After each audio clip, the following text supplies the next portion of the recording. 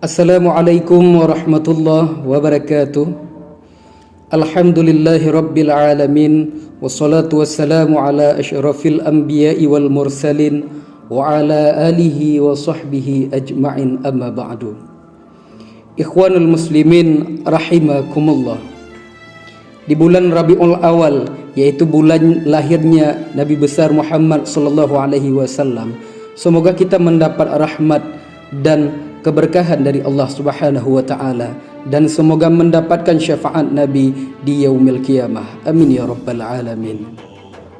Ikhwanul muslimin, ada 5 peristiwa luar biasa pada saat kelahiran Nabi besar Muhammad sallallahu alaihi wasallam, yaitu mulai dari padamnya api keabadian orang Majusi hingga tertutupnya akses pintu langit kepada iblis. Tanggal 12 Rabiul Awal tahun Gajah atau 571 Masehi merekam sejarah penting bagi umat Islam. Nabi terakhir yang membawa risalah suci dari Allah Subhanahu wa taala yang lahir di Mekah, yakni Arab Saudi.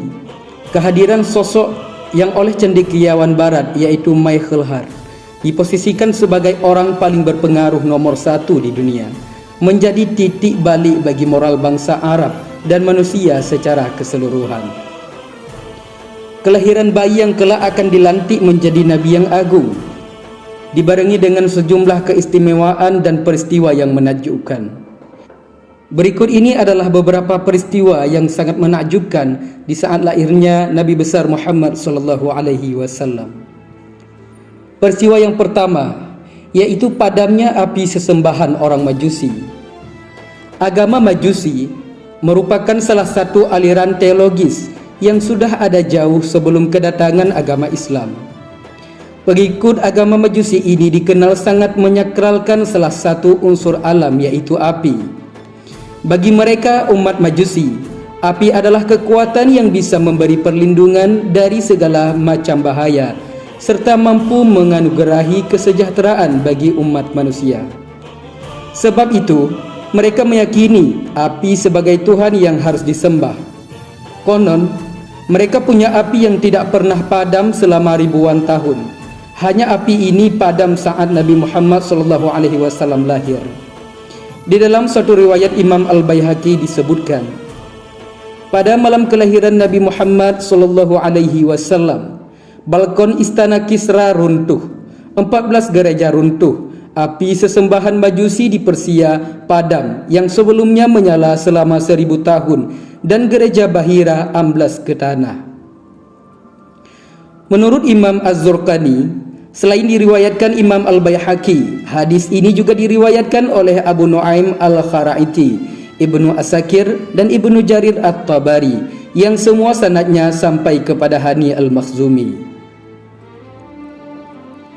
Peristiwa yang kedua, yaitu lahir dalam keadaan sujud. Jika bayi pada umumnya lahir dalam keadaan menangis dan belum bisa apa-apa, lain lagi dengan Nabi Muhammad SAW. Beliau lahir dalam keadaan sujud. Imam Jalaluddin As-Sayuti di dalam kitabnya Qasaisul Kubra menyatakan bahwa begitu keluar dari rahim Siti Aminah, Nabi Muhammad sujud lalu mengangkat kedua tangannya seperti orang yang berdoa. Peristiwa yang ketiga, Nabi Muhammad lahir di dalam keadaan yang sudah dikhitan. Salah satu kewajiban bagi setiap lelaki adalah melakukan khitan setelah mencapai usia baligh. Meskipun sebaiknya dilakukan lebih dini pada usia kurang lebih 7 tahun. Salah satu keistimewaan yang dimiliki oleh Nabi Muhammad SAW adalah sudah dalam keadaan dikhitan saat lahir.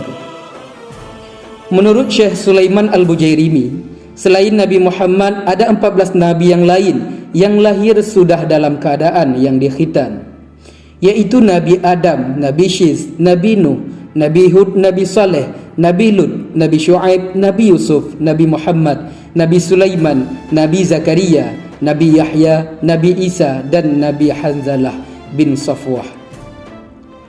Peristiwa selanjutnya, Nabi Muhammad adalah orang yang pertama kali dinamakan dengan nama Muhammad. Secara bahasa, kata Muhammad merupakan isim maf'ul dari kata hamdun, yang berarti pujian.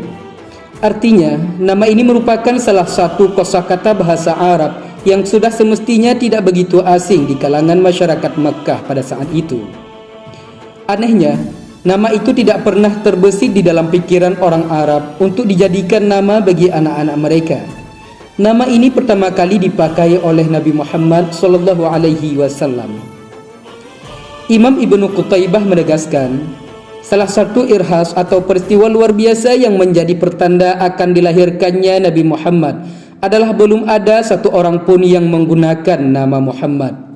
Hal ini sengaja Allah lakukan demi menjaga kesucian Nabi Muhammad, sebagaimana hal serupa yang juga dilakukan kepada Nabi Yahya alaihi salam. Adapun orang yang memberi nama tersebut adalah sang kakek Nabi Muhammad, yaitu Abdul Muttalib. Sebab ia menghendaki cucunya kelak menjadi orang yang dipuji oleh seluruh makhluk. Dikisahkan, Abdul Muttalib mendapat nama tersebut dari sebuah mimpi. Di dalam mimpi ia melihat rantai perak yang keluar dari punggungnya. Rantai itu memiliki 4 ujung yang masing-masing membentang ke arah berbeda.